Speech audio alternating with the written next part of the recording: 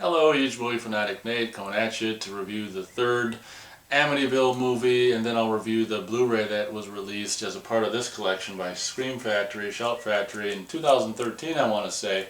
They released this Amityville Horror Trilogy box set, which includes, which us fans were just delighted about to no end, that includes the 3D version of Part 3. So I'm going to be talking about, review the movie, and then I'll review the 3D Blu-ray, which I actually already did. I think back when this came out, I already did a review of the 3D Blu-ray because I was so excited. I didn't talk about the movie at the time, but this time I'll talk about the movie, and then I'll briefly talk about the quality of the 3D Blu-ray presentation. So basically, it's the early 80s. If very much with like Jaws and Friday the 13th, if there's a part 3, this is, it's right around the right time they're going to make it a 3D. And, from what I know, there's like, those are the three movies that are kind of like, they all share that same thing from this, basically the same era. Whether it's 83 or I don't know when the hell it is. When is it? Yeah, it says 1983. Crazy. So I think like pretty much Jaws 3D and Friday the 13th Part 3 and Amityville 3D probably all came out within, if not this 1983, very similar time frames. So all three of those movies will share the same thing as being the third movie in the entry and also being in the not only 3D. So that was just kind of a clever gimmick at the time. Obviously, whereas the first movie and even the second one to an extent were played much more in more what you'd call a serious tone. I regard this one as being a little more goofy, maybe trying to be, because when a movie, when they spend the money and they go through the effort of making an actual 3D movie in the early 80s, it's got to be, I don't know, I always have this sense that they're going for a much more kind of a commercial sense than trying to do anything. They want to make the movie more commercial than maybe previous entries to make it more accessible. That's kind of just the feeling that I get with, in particular Friday the 13th Part 3 and Jaws 3 and all this kind of stuff. But I think maybe this one even more so. Like I say, the first two Amityville movies for me are much more serious, where this, I don't know, there's just, not to say that it doesn't take certain things seriously, but this one to me just seems like it's the first one where it's not 100% taking itself too seriously, and that's even showed at the beginning of the movie, which I would regard as the scene in the very beginning of the movie as being an absolutely fantastic scene.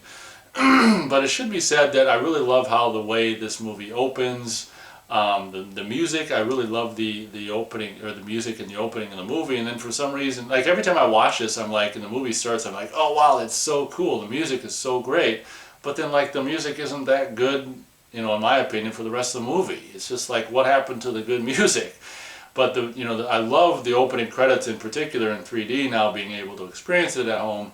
The opening credits in 3D, and the kind of the track, from the outside of the house at night, and creepy, and there's this pathetic ass. I was gonna do it here, but I don't have a stick. The pathetic ass thing that comes in every now and then, where the stick just comes out of nowhere and goes in front of the camera, like some guy just riding the dolly, and that's probably what he did. It's just like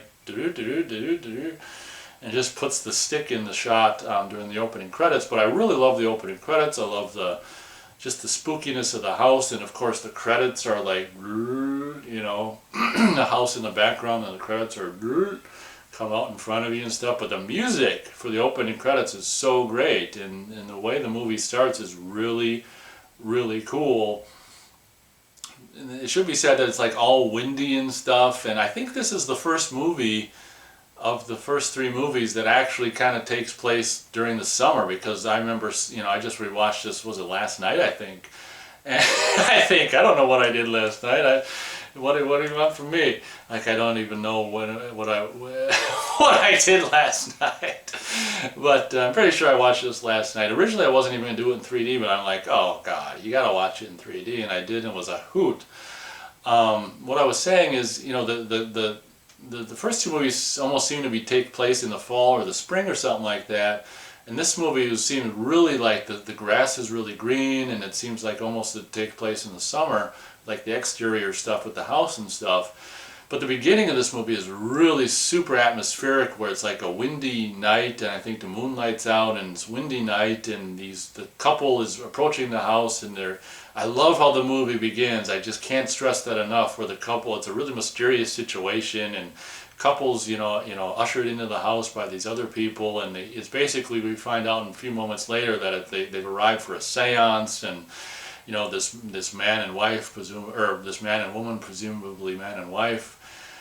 And as the seance begins with this older, woman, this older guy and this older woman presiding over the seance or performing it or whatever, well, never mind, all four of them have to have their hands interconnected on the table or whatever, so they're all a part of it. But the older woman is the head honcho or the main person who's doing it or whatever. As the scene progresses, we find out that they're there to talk or to commune with their dead child or whatever.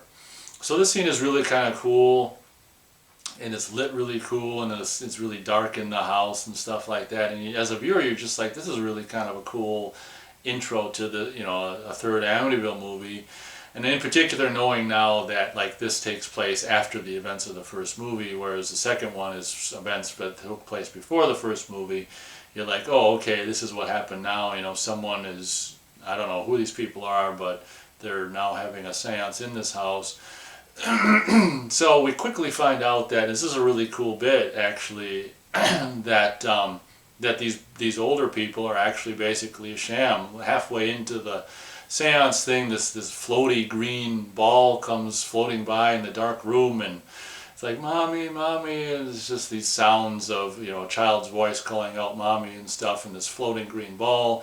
Not long into that, the woman who is presumably the mom, whips out a camera, starts taking pictures. We're kind of, shown that there's this guy wearing all black with a black pole who's kind of tripping through, he's being, the bright flashes of the camera are kind of effing him up and making him trip and stumble with his black pole and his black outfit, and with his little frickin' floaty green light he's got. And we basically, the scene progresses to, we basically find out that this older couple is just a fraud running this fraud scam thing, which these two people in the movie, the main characters of this movie, work for this magazine, kind of this, whatever, shady magazine that reveals things and whatever. I don't know I can't remember the name of the magazine. It doesn't matter. But I thought that was a really cool way to to start the third Amityville movie, to be honest, because it's playing on, it's having fun, I guess, with the subject matter of its own self, by actually having, and it's a cool idea to have, this couple which would, rent this house that's got this bad rap in the neighborhood or whatever, to do these kind of supernatural things or whatever. So it was a really cool idea, and one of the strongest parts for me about the whole movie, really. The next scene, we end up finding out this fat guy who owns the house rented it to these people, not knowing, and then the reporter guy's who's appeared in a couple of Woody Allen movies. I can't remember his name. What's his name? Probably Tony Roberts here.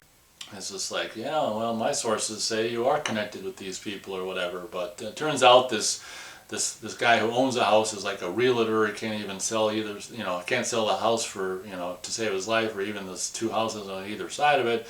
Basically, this Tony Roberts character is just about to go through a divorce with him, himself, and is just like, how much do you want for the house? So basically, the guy who plays the dad version of the couple at the beginning, who were there to basically expose this this fraud at the beginning of this movie with the seance stuff, ends up buying the house.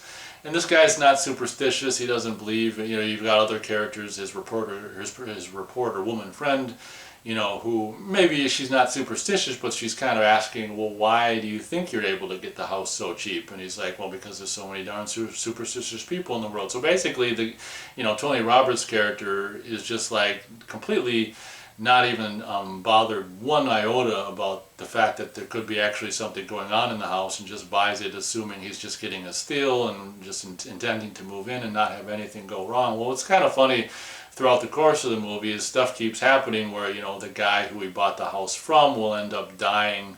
I can't remember if he, yeah, oh yeah, he has like a heart attack in the house itself, and he ends up, you know, Tony Roberts' character ends up finding him dead, and in a very gimmicky, cool and lame 3D thing at the same time. The older, you know, the guy who sold Tony Roberts the house is upstairs, and he's like, and I will say that that 3D gimmick on the Blu-ray works absolutely fantastic. And he's just like, well, and his reporter friend is like, see, I mean, there's something going on with that house. And he's like, well, you could tell he was in bad shape. And so Tony Roberts' character stuff continues to happen, but to be fair, I mean, his character just explains it off as being a coincidence. And to be honest, I mean, you can see where he's coming from because there's nothing conclusively going on. So that's kind of what the movie's about.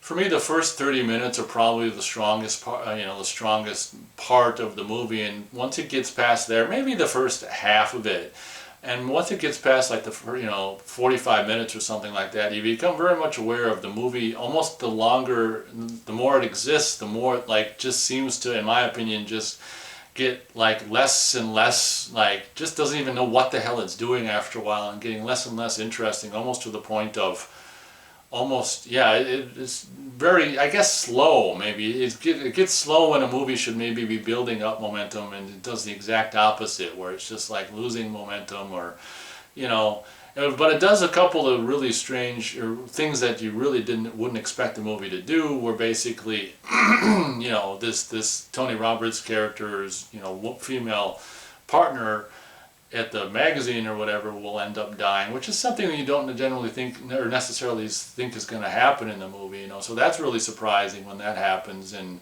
with the famous scene of her running into the back of the truck with a pole that comes through the windshield, and it works really well in 3D. I will say that that's one of the effects very much with like the flashlight and stuff that goes a little too far, where it's really they really try to bring it really close to you, and it that kind of just makes it, you just see basically two poles at that point. But she ends up burning alive in the car, and one of the things that I think is just the most lame about this movie is when the guy just passerby opens the door, and it's just a burnt corpse in there of that reporter woman, and it's just like, then it like reaches its hands at the camera in 3D. The 3D effect is really cool, but it's just like, oh my god, talk about, that's what I was talking about, where this movie, whereas the first two movies were trying to be a little more scary and realistic, this one just throws all that out the window and just, can't resist the urge to have this burnt, charred woman skeleton just reach towards camera in 3D or whatever. So this Tony Roberts guy's got this daughter who's relatively attractive, and her friend is played by none other than Meg Ryan, in probably one of her first breakout roles, I would imagine. So Meg Ryan actually has a couple of, maybe 2 or 3 scenes where she's a relatively dominant character, and so if you want to see Meg Ryan at her start, presumably maybe her first movie, or definitely one of her first movies, you might want to check this out, if for no other reason than that, if you're a Meg Ryan fan. So that's kind of a cool thing that happens in this movie. But I was really surprised every time I watch. It's a very forgettable movie. So every time I watch it, it's kind of like seeing it for the first time. And every time I watch it, I'm like always surprised that they kill not only Tony Roberts' partner at the magazine, but they kill her daughter. And off camera, she kind of drowns, and they do a really cool thing where his ex-wife shows up at the house, and her daughter's basically comes in walking really slow, all completely wet, walking upstairs towards her room, and the mom is like, hey, what are you doing while you're all wet? And she kind of just turns around to look at her mom, and slowly and really creepily, and then continues up the stairs without saying a word. That scene was actually conceived and done pretty well, where she's actually seeing basically her, whatever we're presumed to think the soul or the spirit of her daughter, when in fact and then she goes outside to see that there's an ambulance and all this commotion and stuff. Well, her friends had gone out, taken the boat out to to go boating, and she'd fallen over and died or whatever. So I was really, every time I watch it, I'm always surprised that they kill the daughter in this movie, which was really kind of a ballsy thing, a ballsy move. I will say, you know, so like the second half of the movie for me really just loses steam and just goes, oh my gosh, like, ugh.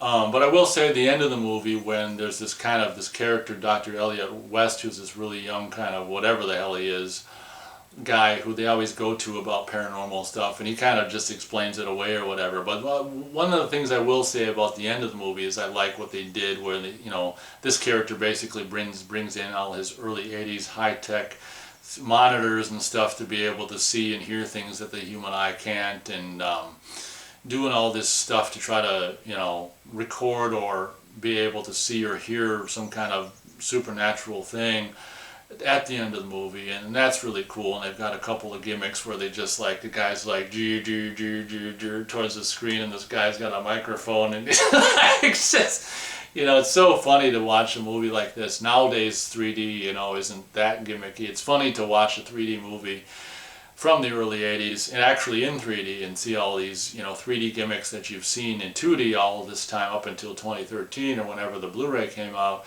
to actually be able to see it in 3D. And I was just watching this last night thinking, God damn, I wish, you know, because Jaws, you know, Amityville 3D and Jaws 3D are both on, you know, Blu-ray 3D, and it's just like the one everyone wants the most, Friday the 13th Part 3, is not available on Blu-ray 3D, and it's just like, it's just so frustrating, because as I was watching this movie last night, I can just imagine how cool Friday the 13th Part 3 would be in the actual Blu-ray 3D, but maybe someday, maybe not, I don't know.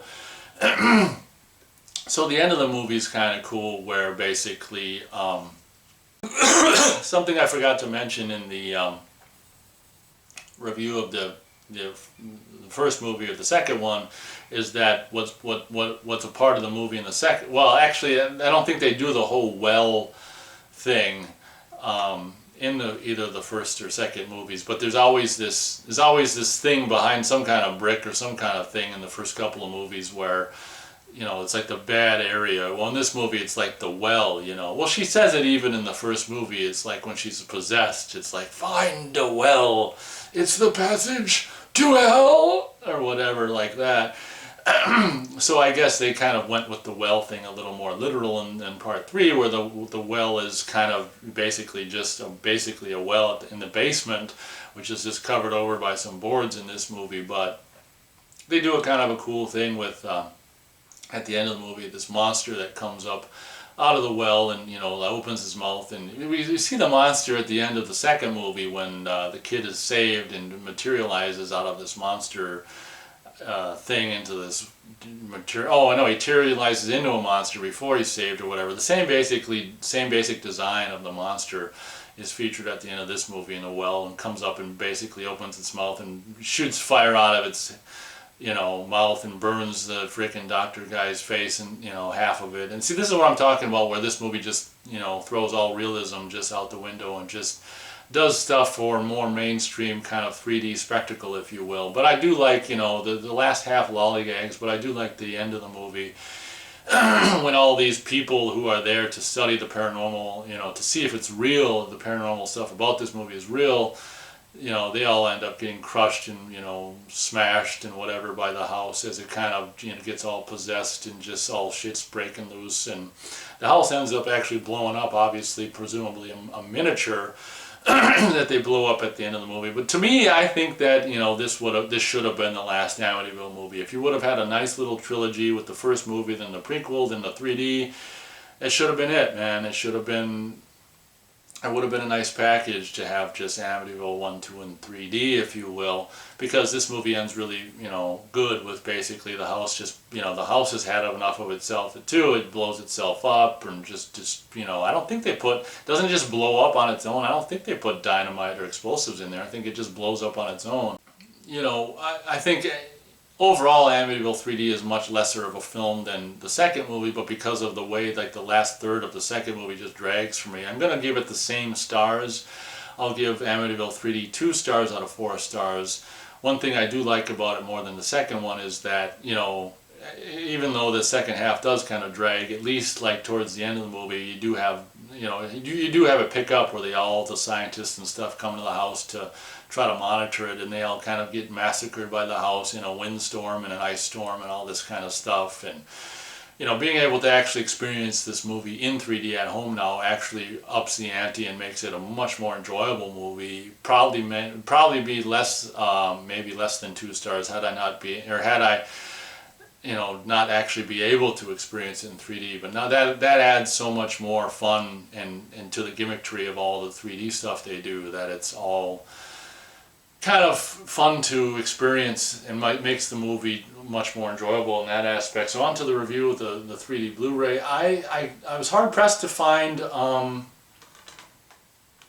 option to watch it in 2D. So I don't know if it's from what I can see with the Blu-ray last night, having rewatched it, it's just basically you put it in and it's just what's that called? Default is like 3D viewing, and then in the setup or any of the options or chapter select or play film, a lot of times when you press play film on a movie that's 2D and 3D on one disc, they'll have the option to choose what you want to watch, 2D or 3D. So I don't think there's necessarily an option to watch this in 3D. You might have to just switch off the 3D feature on the TV, which is something I'm able to do on my particular TV. I don't know if you can do that on all of them. I would hope so. But from what I can tell, it's default basically in 3D and doesn't even really give you an option to watch it in 2D. But I will say that, I've already talked about this years ago in my, review of the 3D Blu-ray.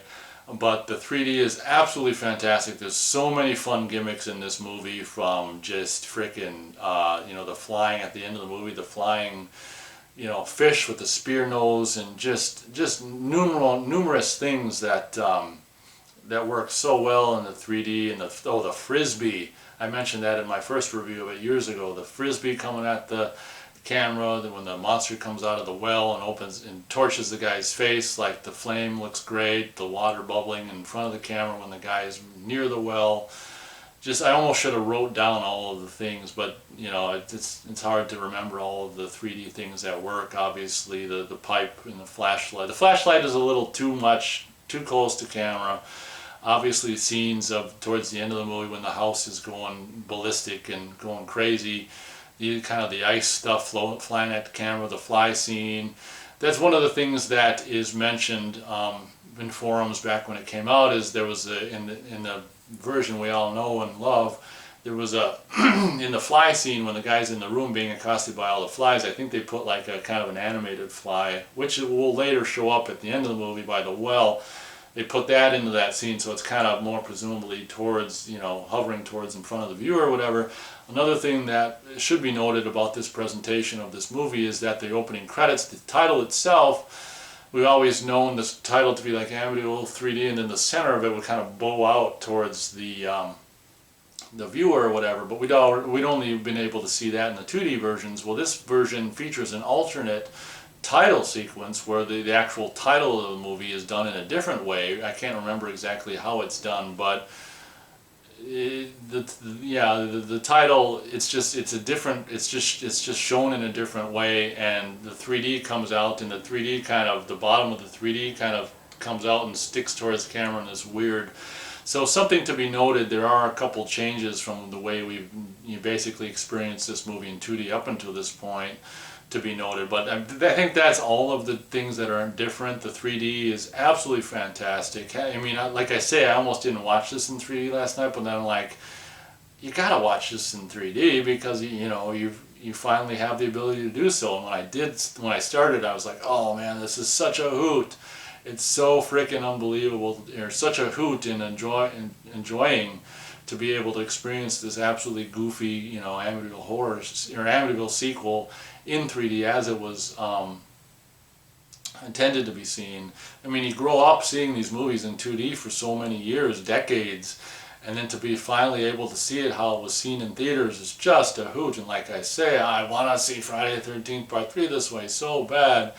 And so I will say that, there wasn't even a whole lot of ghosting. I remember the 3D not even, 3Ds and, from what my experience in home viewing and even in the theater and stuff, it's never going to be perfect. But I mean, this is really, really strong 3D, where, I mean, you don't even have to have stuff coming out of camera, like the depth of just characters and stuff and settings and all this kind of stuff. I mean, it's unlike a lot of, remember like, I don't know, when that Amazing Spider-Man, the first movie came out, it was like subtle 3D. Remember when 3D started, the resurgence again within the last several years, and it was like different, depending on the filmmaker. It was just like, some of it was super subtle and you were just wondering why it was even in 3D, if it was not going to be subtle 3D and all this shit.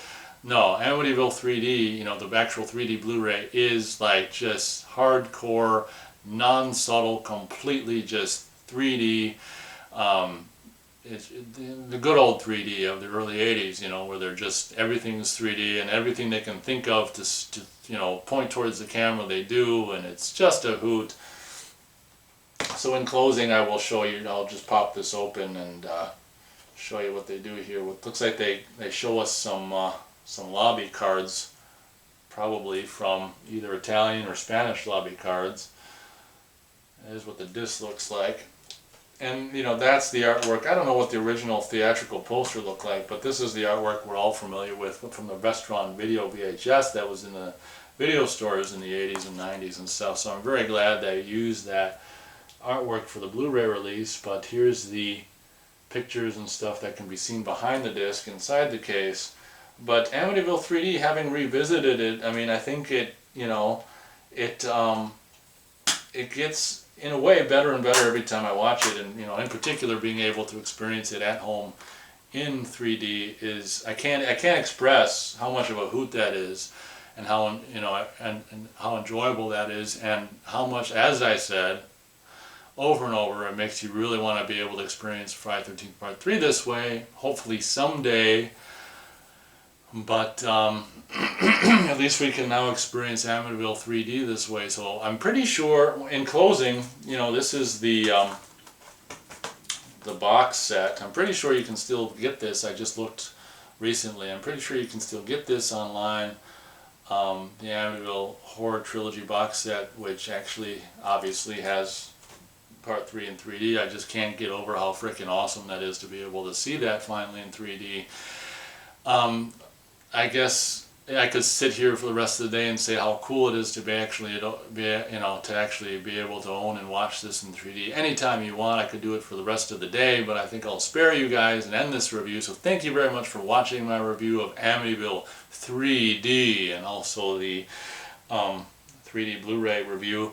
I'm going to continue, obviously not right today. I'm going to continue to watch the Amityville movies that I own. I own Amityville 4 Evil Escapes and Amityville, which was originally called Amityville 1992, It's About Time. Amityville Curse, things like that I've actually got on DVD and VHS. Obviously, when it comes time, I'm going to do it by, you know, the release and year and stuff. Obviously, I'm going to do the review of the remake as well when it comes time to do that. I haven't seen the recent one that came out with Jennifer Jason Leigh. I almost bought it last December or November on Black Friday, but then I just didn't. I kind of wish, you know, it's something that I definitely want to see. But so, like I said, I'm going to continue my reviews of the Amityville movies that I own, rewatching them and reviewing them as the days and weeks go on here. So thank you very much for watching this review, and we'll catch you on the next one.